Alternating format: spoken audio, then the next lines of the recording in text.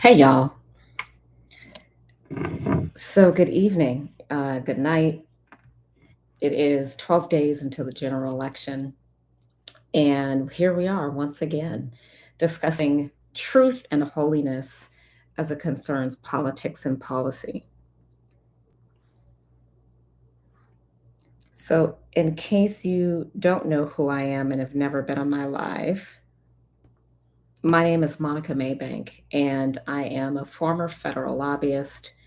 And I had the great fortune actually of advocating for children in the education system during the second Obama administration, as well as during the first Trump administration. And it was a great joy to be able to bring students to Capitol Hill, to be able to have conversations with members of Congress, congressional staff, state legislators, members of the administration, as well as business and industry, to really try and bring light to the issues of equity in the education system. So I was an education lobbyist, but it gave me an opportunity to truly see the inner workings of our legislative system and our democratic process. Um, and there are lots of pros and lots of cons to that process. But we're not going to get into that today. What I want to do is just give some thoughts on what's taking place as we are 12 days until the general election, less than 2 weeks away. And there's so much noise and chatter per usual. I'm not sure that that's anything new, but there's so much noise and so much chatter. And I want to talk about three specific things that I want to encourage you to do. First, if you haven't, go vote. Voting early really is the word of the day. There are records are being broken by the number of people that have cast their ballot early. And if you haven't done that, I would encourage you to do it. You've had months and months and months to study your candidates, to study the issues. Go vote. In Florida, you can vote up until the general election. And so we can vote the rest of this week, next week, during the weekend, but that may not be the case everywhere. Not state allows you to vote up into to actual election day. My husband and I proudly cast our votes the first day of the early voting cycle, which was just this past Monday. But you may want to know how we voted. And so we didn't vote for every single party ticket issue and item. We voted for every item on the ballot, but we did our research. We studied both the issues and the candidates. And what might surprise you is that we voted for both Republicans and Democrats because we followed the 3 point voting framework that I'm going to share with you, as I talked about it before in a prior podcast. But we followed our 3 point voting framework that we've been discussing. And so when you go to the polls, you truly need to know the issues. You need to know even the backgrounds of the candidates. So not only did we go to campaign websites, but we researched news articles. We looked at Instagram pages. We looked at Twitter X pages. We did our best to do as much research as we could. And so it took a few hours to get through all of the issues on the ballot, to look at all the candidates. Some candidates didn't even have websites, and so that was annoying. One candidate on our ballot actually had a pseudonym that he went by. He didn't even go by his legal name. And so we had to Google his campaign manager, call the campaign manager. We actually got a hold of the candidate and say, "Hey, is this your real name? And what do you stand for?" And he actually picked up the phone. He's a local, he's running for a state house seat in our district in Florida. And he's running against an incumbent, which is a black female Democrat, and he's a Republican white man. Anyway, know who these people are, do your research, do your due diligence so that you can be informed when you go cast your ballot. We can't just vote haphazardly anymore. And I've said that again. I'll say it again. I've said it before. We have to truly know what's at stake. And it's so interesting to hear both parties always talk about what's at stake, right? You hear Kamala Harris saying that. You hear people who are in the Republican Party saying so much is at stake, but they're saying it through two different perspectives and two different lenses. But I'm telling you, and as we all know, so much is at stake every year, every 4 years, every year. Time is getting shorter. And so we know that Jesus is going to come back for a his bride. And you and I, if you're believers in the Most High God, are his bride. And so the ER, why are you in the ER? And so we've got to make sure that we know the issues. All right. So know the issues, go vote early because voting early is absolutely paramount. We don't know what's going to happen on election day. We don't know what's going to happen leading up to election day in the state of Florida. There are people that have been displaced. And so if they've been displaced and they were waiting on a ballot to come in the mail, that's causing issues. And so just vote early. Vote early. The second thing that I wanted to talk about was to please study the issues. Study them long and study them hard. There's so many twisted things that are coming out when you look at some of these campaign videos and some of these issues on propositions that are up and going to be on the ballot. And one of the videos that we see over and over again in the state of Florida is a video that is in support of Amendment 4, which is going to be on the ballot in Florida. And basically, it's an amendment that supports abortion. But if you look at these commercials, a lot of these commercials primarily are focusing on women who have been violated or young women that have been molested, and saying that in the state of Florida, they can't get access to an abortion because they've been violated, whether it's through rape or incest. And so they're creating, which is not unusual, this fear campaign around the fact that we should support abortion in the state of Florida because they're making it look like the vast majority of people who get abortions are people who have been either sexually assaulted or violated by somebody that they trust, and they're minors.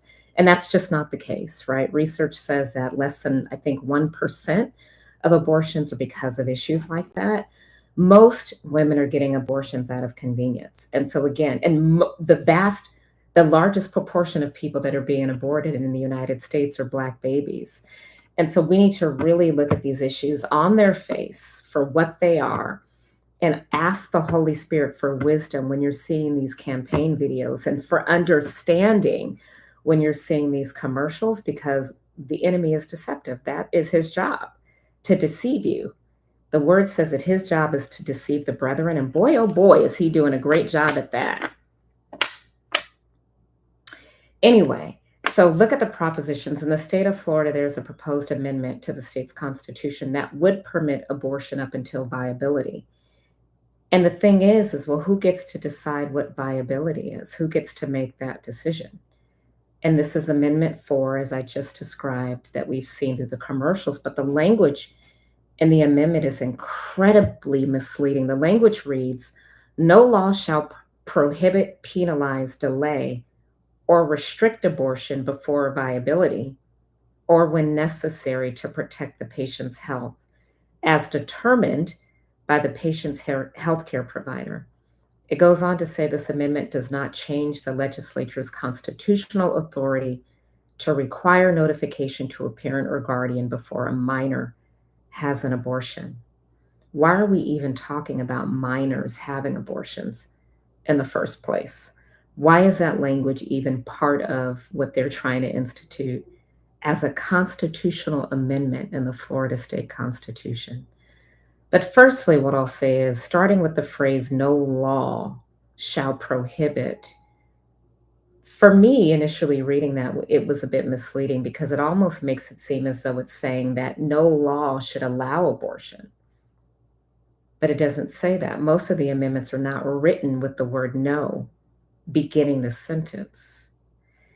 And so, because it starts that way, it almost misleads people to think that it's actually in favor of abortion. So, if you're somebody who's going to the polls and you do not support abortion, you might accidentally vote yes on Amendment 4.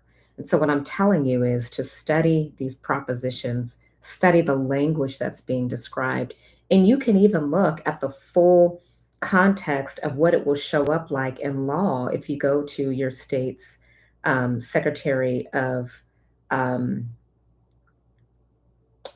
Gosh, I just forgot the language. But you want to go to wherever you look up the elections. It might be the Secretary of State, wherever you go to get information on your election process in your state. Go on that website and look at the language in its totality because it gives you the pros to the amendments and the propositions, the cons to the amendments and the propositions, who's funding these amendments and propositions, so you can see and follow the money and truly understand who's behind all of this. Another concern that people have with this amendment is it talks about that the healthcare provider will determine the viability of a baby, but the healthcare provider is not defined as a medical professional. So it could be a nurse, it could be, an attending a medical assistant. We don't know who will be at the bedside of these patients making decisions about abortion. But in many cases, it's typically a licensed medical doctor or a practicing physician, which it's really, it boggles my mind even further that somebody that is supposed to uphold certain ethics of integrity as a doctor who's supposed to protect people is actually aborting life. See how preposterous this stuff is? It's so preposterous that we talk about it now like it's just nothing. It just rolls off our tongues. But for somebody to go through the process of 5+ years to get a medical degree, and the purpose of them getting that medical degree is to mute and to take away and to end life, it is preposterous. It blows my mind that we can even be here having a conversation about this. Anyway, I'm not going to get upset right now. I'll get upset with the devil later. The state of California also has a proposition which is going to be on the ballot. It's on the ballot now. And basically, it removes language in the state constitution that only marriage should be between a man and a woman.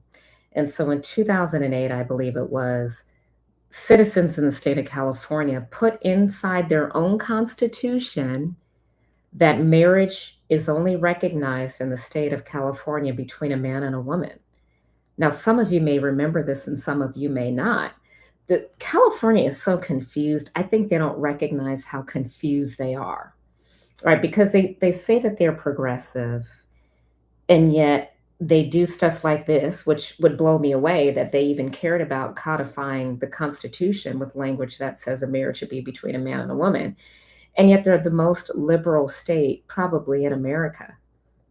And so anyway, the California Proposition number 3 is going to be on the ballot this year. And people within the state legislature want to remove the language that says that marriage should only be between a man and a woman in the state of California. Now, we know that the Supreme Court approved same sex marriage. And so people can still have same sex marriage in the state of California. But what people are trying to do, if the Supreme Court reverses its stance on same sex marriage, the state of California wants to continue to be as liberal as they possibly can by allowing same-sex marriage in the state by removing this language. There's a senator within the state of California that we really need to pray for his soul and his salvation. His name is Senator Scott Wiener. And he really acts like a wiener, ladies and gentlemen. This man has really supported, endorsed, and written legislation that is so anti-God in every respect. In every respect, he's anti-God. At one point, he supported a bill that was introduced by a Black woman, mother, state representative that basically would allow children to be taken away from their parents who refuse to acknowledge their child's gender identity. This Senator Scott Wiener, I don't know who put him in office. People within the state of California put him there. And if you look at his record, his legislative record, it is disastrous for children. It's disastrous for children not yet born. It's disastrous for existing children, for existing families. This is a man who has no children. First of all, he doesn't have a family, and yet his job is to destroy families and children. Senator Scott Wiener, look him up, pray for his soul. And so my point is that don't get duped by these amendments and propositions that are on your ballot. Do your research. understand what they say, understand the language behind them, because they can be very, very, very misleading. And then finally, what I want to talk about is the voting framework, because at the beginning of this conversation, I mentioned that we didn't vote for all Republicans on our ballot. And it's because we did our research, right? We know that there are local elected officials, that there are state elected officials, and then there are national elected officials. And they're not all cut from the same cloth, right? And so there are lots of things that you need to pray about and take into consideration when you're casting your vote. But this 3-point voting framework is based on truth and holiness. And I want you to write this down, and I want you to share it with your friends and with your family, particularly if they have not had a chance to go vote, which I'm sure most people probably haven't. If you have gone to the polls, raise your hand. Wave at me one time, two times. But there's a 3-point voting framework. Number one, does the policy reflect biblical truths? And this is only for Christians, right? People that are born again believers. This is a voting framework for you. So the first decision point is, does the policy reflect biblical truths? Meaning, what truth standard can you apply to the policy at hand? Because remember, we're voting for the policies that are on the ballot. The second decision point is, does the policy reflect holiness? Are there concerns about this are there concerns about any particular policy measuring up to a standard of holiness? And we know that the Bible requires us to be holy. So does the policy reflect holiness? And then finally, am I voting for the policy or am I voting for the person? And this one is really important, because a lot of us are so set on who the person is. And it's so interesting how more and more people are coming to the knowledge of who Jesus Christ is. And that gives me hope. It really does give me hope. You know, there are people that have been talking about Jamal Bryant. He hosted Kamala Harris at his church in Atlanta. And you would think that that so many people, in particular Black people, would be in support of that. But there are so many people that are becoming more and more aware of how dangerous and disadvantageous it is to support a candidate just because of their skin color or because of their identity, without giving any look at what the issues are that this person endorses. Kamala Harris endorses child mutilation.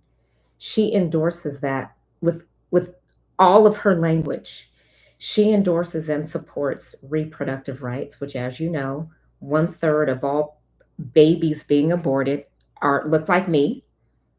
And so she supports, a lack of attention given to illegal immigration.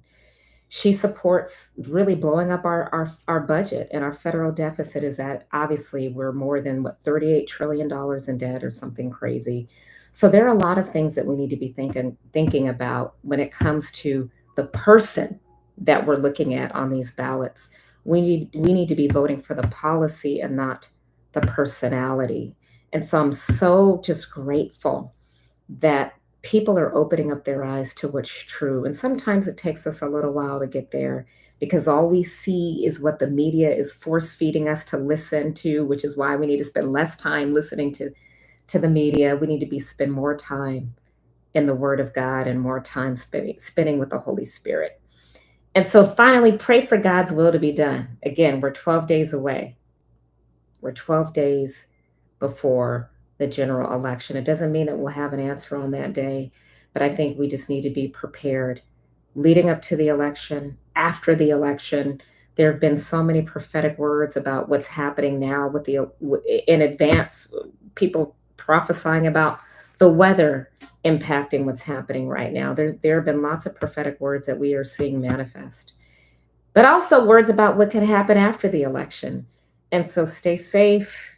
Keep your shoes on and your lamps lit. Don't be like the 5 foolish virgins who didn't have oil in their lamps.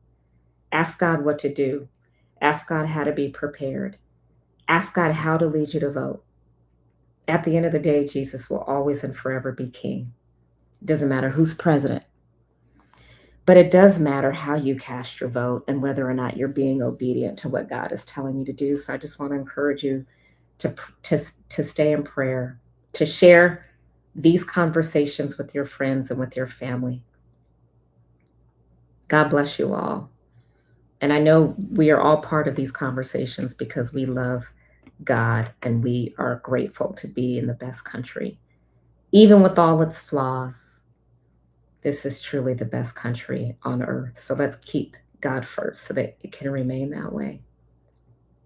Take care. Until next time. Bye bye.